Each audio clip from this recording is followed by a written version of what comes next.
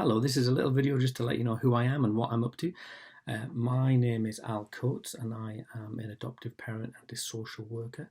With my wife, we adopted 3 children back in 2000. Then we became foster carers and we fostered a couple of children, and they became our adoptive children after a long, drawn-out, really complicated process.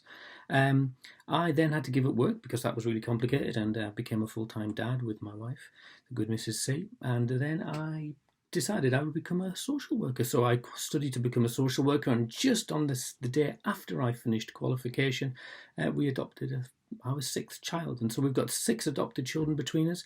And I'm a qualified social worker, have been for coming up for 7 years. And I think that gives me a unique perspective on the UK adoption system, because I've sat in every single seat around the table. I've been part of panels, I've presented to panel, and I've been presented to panel. Same with fostering. I've been a foster carer, I've presented to fostering panels, and I've been part of fostering panels.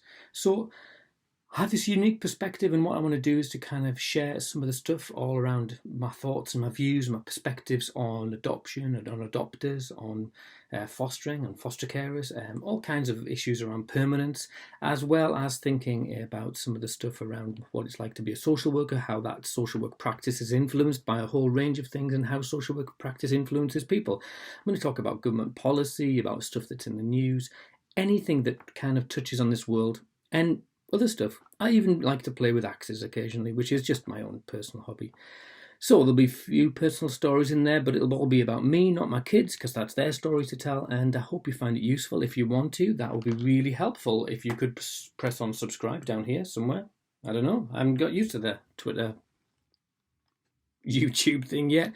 And clearly I'm grossly incompetent, but so if you could subscribe, that would be really helpful, and I promise not to bombard you with tittle tattle. I might put in a few reviews of books as well, and that would be really helpful. So thanks for listening, and I look forward to speaking to you.